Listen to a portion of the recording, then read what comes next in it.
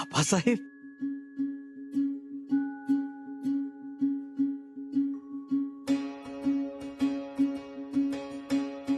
आबासाहेब, आम्हाला माहित होतं तुम्ही येणार. आलात.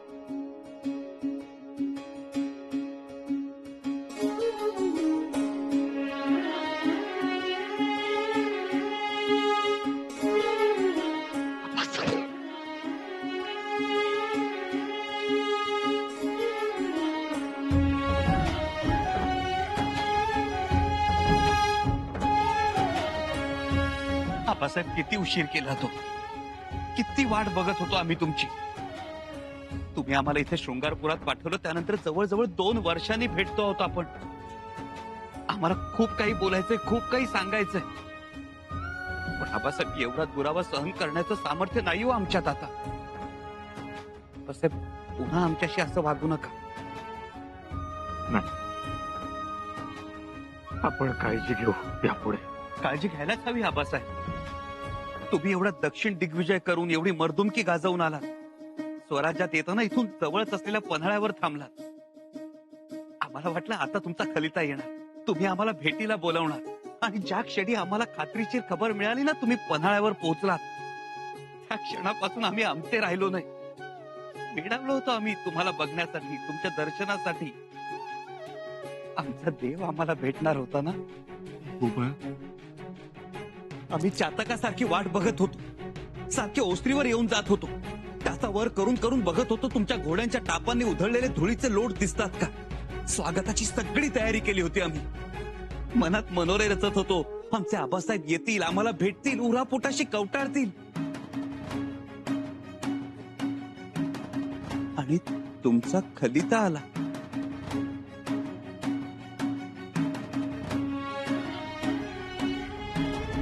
भेटीसाठी सामोरे येऊ नका म्हणून कोसळलो आबासाहेब आम्ही. भूपाळा, माफ करा आबासाहेब, पण बोलू द्या आम्हाला. तुमचा खलिता वाचला आणि पायाखालची जमीन दुभंगली आमच्या.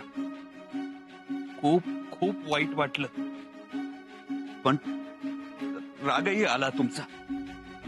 वाटलं घोड्यावर स्वार होऊन तडक पन्हाळा गाठावा, तुमच्या समोर उभं राहून तुम्हाला जाब विचारावा, भांडावं तुमच्याशी. मग का नाही आला अंडायला?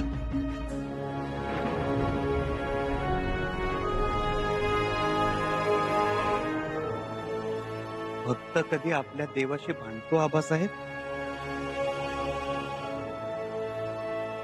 पण आबासाहेब, तुम्ही सगळ्यांशी चांगला वागता, मग आमच्याशीच असं का वागता? खरं तर आम्हीच येणार होतो शृंगारपुरी तुम्हाला भेटायला. आबासाहेब, आम्ही त्याचीच तर वाट बघत होतो. शृंगारपुरात आल्यापासून आम्ही काय काय केलंय ते सगळं दाखवायचं होतं तुम्हाला. सगळं कानावर आलंय आमच्या. आबासाहेब, तुमच्या शब्दाखातर आम्ही शृंगारपुरात आलो, राहिलो. सुरुवातीला बिलकुल करमत नव्हतं. इथं ना काही काम, ना कुठलं आव्हान. बरं, माणसांचाही राबता नाही. म्हणून मग आम्ही शेतकऱ्यांमध्ये मिसळलो. साधी सुधी माणसं, तुमच्यात देव पाहणारी, तुम्हाला दैवत मानणारी, पण व्यवहारात मात्र एकदम कच्ची. होळी, फाल्गुन, शिमगा हे 3 महिने मानणारी, गुरुवार बेस्तरवार 2 म्हणणारी, रविवार ऐतवार 2 मानणारी ही माणसं फसवली जात आहेत हे आमच्या लक्षात आलं. म्हणून आम्ही सारा माफी दिली. आबासाहेब, त्यांची खपाटीला गेलेली पोटं नाही बघवली आमच्याकडून, म्हणून सारा माफी केली आम्ही. वाईट केलं का हो आबासाहेब आम्ही? नाही, अजिबात नाही. पण आबासाहेब, ज्यांनी या शेतकऱ्यांच्या घशात गेलेला जेमतेम चतकोर भाकरीचा तुकडा सुद्धा हिरावून घेतला, त्यांनी आम्हाला त्रास दिला. कांगावा केला आबासाहेब त्यांनी. नेहमीच आम्ही इथे शृंगारपुरात आखाडे उभे केले, ते इथल्या तरुणांना सशक्त बनवण्यासाठी, माता भगिनींच्या मनातली भीती दूर करण्यासाठी. त्याची थट्टा केली. काय तर म्हणे युवराज मोठे मोहिमेवर निघाले होते, आता मात्र बारक्या पोरांमध्ये खेळत राहिले. तरी गप्प राहिलो आबासाहेब आम्ही. तुम्ही खलिता पाठवलात आणि आम्ही अश्वदळ उभं केलं. 4000चं तगडं अश्वदळ. बघता बघता एक शक्ती उभी राहिली. त्याबद्दल आम्ही तुम्हाला शाबासकी देणारच आहोत. खरंच खूप मोठं काम केलं. साहेब, त्याची सुद्धा चौकशी झालीच. स्वराज्याच्या युवराजांची चौकशी. का तर अश्वदळ उभारलं म्हणून. रावजी सोमनाथांनी आमच्या जवळच्या माणसांना धारेवर धरलं, त्यांच्या अटकेचे आदेश काढले. राम आम्हाला कुणालाही सांगताही येत नव्हतं की अश्वदळ उभारणीचे आदेश आपलेच होते म्हणून. आम्ही जी काही उत्तरं दिली ती त्यांना बेजबाबदारपणाची वाटली आणि त्यांनी आमच्या विरोधात रायगडावर कागाळ्या केल्या. आबासाहेब, आपल्या त्या बंद दाराआडच्या चर्चेमुळे आमच्याविषयी खूप गैरसमज झाले. ते तर होणारच होतं. त्याची आम्हाला आधीपासूनच कल्पना होती. आबासाहेब, आपली ती चर्चा यशस्वी करण्यासाठी आम्हाला मात्र काळजावर दगड ठेवावा लागला. आमचं आपल्याशी भांडण झालंय, आम्ही तुमच्यावर रुसलो आहोत याचं सोंग वठवताना खूप त्रास झाला आबासाहेब आम्हाला. तुम्ही म्हणता तसा तो गृहीत धरला होताच आम्ही. पण आबासाहेब, या सगळ्यामुळे एक झालं. रायगडाच्या महालापासून दिलेर खान, शहजादा शाह आलम ते औरंगजेब बादशाह पर्यंत सगळ्यांची खात्री पटली आपल्यात बेबनाव झालाय, बाप लेकाचं पटत नाही. मग स्वराज्यावर हल्ला करण्यापेक्षा नाराज युवराजालाच आपल्या बाजूने वळवू असा डाव दिलेर खानानं रचला आणि त्यानं आम्हाला पहिला खलिता पाठवला, दोस्तीचा. आबासाहेब, आपल्या गनिमी काव्याचं हे मोठं यश होतं. पण शंभूराजे, आपल्या स्वराज्यातला एकही मावळा जाया न होऊ देता, रक्ताचा एक थेंबही खाली न सांडता तुम्ही मोठ्या शिताफीनं दिलेर खानाला रोखलं आणि दक्षिणेत न येता दक्षिणेच्या विजयाचेही शिल्पकार ठरला. आबासाहेब, होय शंभूराजे, आम्ही नेहमी शस्त्रानं शत्रू रोखला, पण तुम्ही तर केवळ तुमच्या शब्दानं शत्रू रोखला. गेले 1.5-2 वर्ष त्या दिलेर खानाची 15-16 हजारांची फौज रोखून ठेवणं सोपं काम नव्हतं. त्याच्या हाती ना कुठला मुलूक लागू दिलात ना गडकोट. वा शंभूराजे वा. आता गेल्या 1.5-2 वर्षांच्या फौजेच्या खर्चाचा जाब दिलेर खानाला विचारला जाणारच. तुम्हाला पुढचं दिसतं का हो आबासाहेब? आम्हाला फक्त दिसलं, पण तुम्ही ते प्रत्यक्षात करून दाखवलं. शंभूराजे, हे सगळं तुमचं कसब आहे. खूप भोगलत, खूप सोसलत, खूप त्याग केला. आम्हाला ठाऊक आहे, आमच्या जवळजवळ प्रत्येक मंत्र्यांनी तुमच्यावर फक्त आरोपच केले, पण तुम्ही ते सगळे शांतपणे सोसलेत. शंभूबाई, इतकी सहनशक्ती कुठून कशी आणता? तुम्ही शाक्तपंथीयांना वेगळा दर्जा मिळवून दिलात, समाजात त्यांचं एक वेगळं स्थान मिळवून दिलं आणि त्यासाठी तुम्ही स्वतः त्यांच्यातले एक होऊन राहिलात. वाह, खूप मोठं काम केलं. अभिषेकही करवून घेतला आम्ही आम्हाला मारण्यासाठी.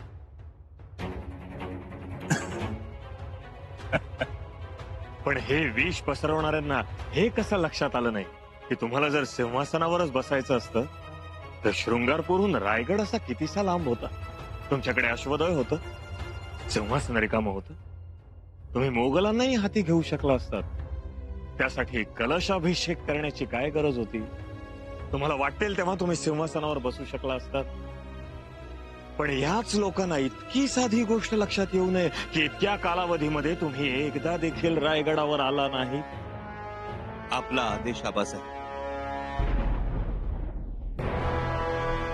शंभूराजे, धन्य आहे तुमचे. तुम्ही अफवांचं, गैरसमजांचं विष पचवत आलात. खरंच रुद्र आहात, शंभू आहात. हा सह्याद्री तुमच्या ऋणातून कधीही मुक्त होणार नाही. आबासाहेब, याच शब्दांसाठी आसुसलो होतो आम्ही. आज आमच्या कष्टाचं सार्थक झालं आबासाहेब.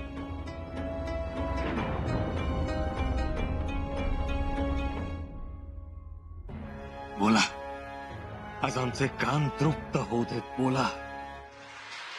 आबासाहेब, या निमित्तानं एका गोष्टीची प्रकर्षानं आठवण झाली. महाभारताचं युद्ध संपल्यानंतर विजयी अर्जुनाचा रथ भगवान श्रीकृष्णानं एके ठिकाणी थांबवला आणि अर्जुनाला रथातून उतरून जाण्यास सांगितलं. अर्जुनाला आश्चर्य वाटलं. खरं तर सारथ्यानं अगोदर रथ सोडायला हवा होता, सारथ्यानं खाली उतरायला हवं होतं. पण श्रीकृष्णाने सांगितलंय म्हटल्यावर अर्जुन उतरला. पाठोपाठ भगवान श्रीकृष्णही उतरले. आणि क्षणात अर्जुनाचा रथ जळून खाक झाला. अर्जुन अचंबित झाला. तेव्हा भगवान श्रीकृष्णानं अर्जुनाला सांगितले, कौरवांनी आणि तुझ्या शत्रूंनी तुझ्यावर ज्या शस्त्रांचा वर्षाव केला होता त्यामुळे रथ बद्ध झाला होता. तुझ्या आधी मी रथातून खाली उतरलो असतो तर हे अर्जुना तुझ्यासह हा पंचकल्याणी घोड्यांचा अमोघ रथ जळून खाक झाला असता. आबासाहेब, याचाच अर्थ श्रीकृष्णाच्या पुण्याईमुळे, त्याच्या आशीर्वादामुळे अर्जुन शाबूत होता. आबासाहेब, त्याचप्रमाणे आमच्यावरही रोज बदनामीच्या अस्त्रांचा वर्षाव होत असतो. केवळ तुम्ही आहात म्हणून आम्ही शाबूत आहोत, नाहीतर आयुष्यभराची होरपळ आमच्या वाट्याला येईल. आम्हाला सोडून जाऊ नका आबासाहेब, कधीही सोडू नका, नाहीतर आमच्या आयुष्याचा रथ जळून खाक होईल. नका चिंता करू शंभूबाई, आम्ही सदैव तुमच्या सोबत असू. आबासाहेब, आमच्यावर विश्वास ठेवा. पण शंभूराजे, आपल्याला अजून खूप मोठा पल्ला गाठायचा आहे. बंद दाराआड आपली झालेली चर्चा आपल्याला पूर्णत्वास न्यायची. मोगली सत्ता खिळखिळी करायची, पाछाई उकळून फेकायची. त्यासाठी पुढे अनेक दिव्य सहन करावे लागणार आहेत आपल्याला. मनानं शरीरानं तयार राहा. प्रसंग पावताच आम्ही अधिक माहिती सांगूच. जी आबासाहेब. शंभूराजे, ही फक्त सुरुवात आहे. पण एक नेहमी लक्षात ठेवा, प्रसंग कोणताही येऊ, काहीही घडो, मनात कधी अंधार काळोख होऊ देऊ नका. कारण एकदा का मनात अंधार काळोख झाला की मग बाहेरच्या लख्ख उजेडाची मातब्बरी राहत नाही. हे नेहमी लक्षात ठेवा. आमच्या थोर आबासाहेबांच्या, आमच्या थोर मातोश्री आऊसाहेबांच्या स्वप्नातलं स्वराज्य जर आपल्याला उभारायचं असेल तर वेळ प्रसंगी देहाचा नैवेद्य अर्पण करायलाही पुढे मागे बघू नका. जी आबासाहेब. हे कार्य खूप थोर आहे. याचं अंतिम उद्दिष्ट सगळ्यांनाच समजेल असं नाही.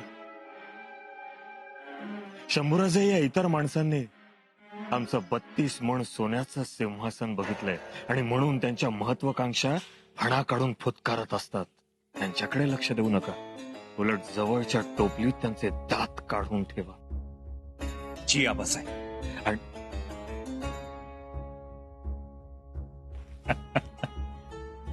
शंभूराजे, आपण दोघं भेटलो की जगच विसरून जातो नाही. आता आणखीन किती वेळ इथेच अंगणात उभे राहून गप्पा मारणार आहोत. मला आत घेऊन जाणार आहात का नाही? शंभूबाई, नाव काय ठेवलं? भवानी. भवानीबाई. भवानी. सुरेख. अगदी आमच्या मनातलं नाव ठेवलं. आबासाहेब, आज चला, सगळ्यांना खूप आनंद होईल. या आबासाहेब, सगळ्यांना खूप आनंद होईल. येसू आबासाहेब आले.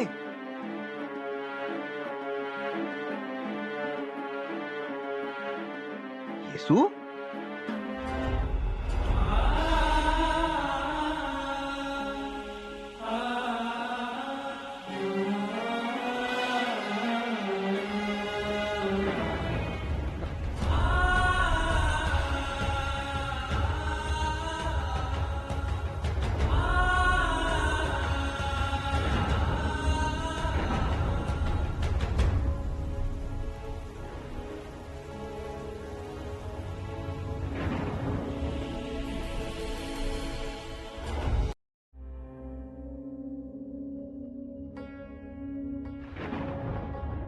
युवराज महाराज नाही आले. खबरगीर पाठवलाय. महाराज आले नाहीत. आमचे आबासाहेब आले नाहीत.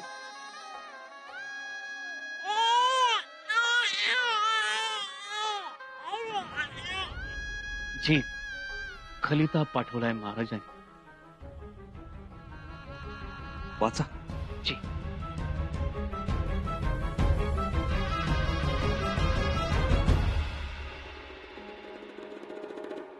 श्रेयासह विराजित अखंड लक्ष्मी अलंकृत युवराज शंभूराजे प्रति अनेक उदंड आशीर्वाद. उपरी विशेष वज्रचुडे मंडित सौभाग्यवती सोनबाई साहेब व्यास कन्या रत्न जाहले. त्याचे बारशास अगत्याने यायचे योजिले होते, परंतु धोधो पडणारा पाऊस, नदीवरचे वाहून गेलेले साकव आणि आमच्या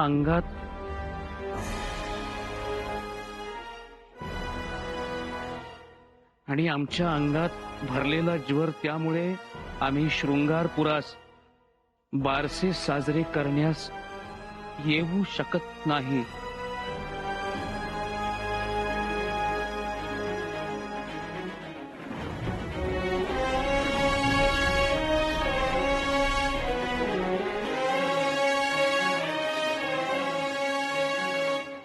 मात्र आपण थाटामाटात ते साजरे करावे.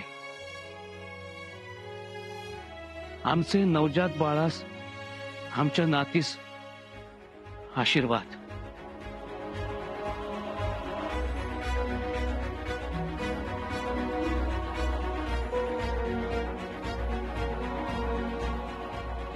ऐकलं युवराजने? आबासाहेब येणार नाहीत आता.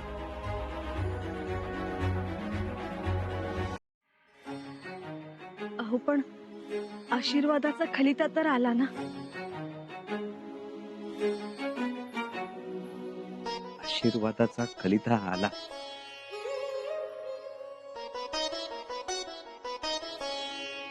खलिताच आला. आबासाहेब नाही आले. ते आले असते तर बरं झालं असतं. तुमच्या लेकीला भरभरून आशीर्वाद मिळाले असते, पण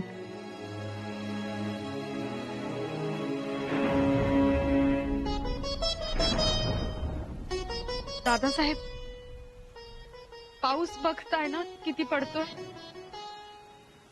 तेच आतापर्यंत फक्त भुईवरचे आमच्या विरोधात जात होते. हा आकाशातले ढग सुद्धा. दादासाहेब, अहो नदीवरचे साकव हे वाहून गेलेत. नदीवरचेच वाहून गेले ते बरं झालं. नात्यातले साकव तर वाहून गेले नाहीत ना.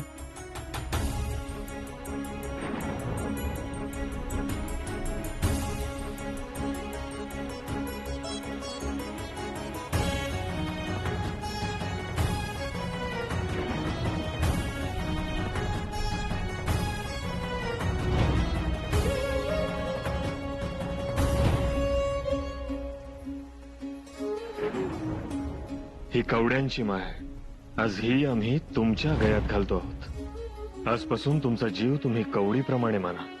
आज तुमचा जीव रयतेसाठी कवडी समान समजा.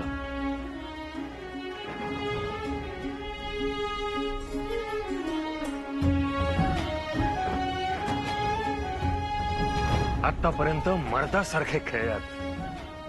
शाबास तुमची, शाबास. आता शेवटचा डाव. आणि शेवटचा डाव हा असा असेल.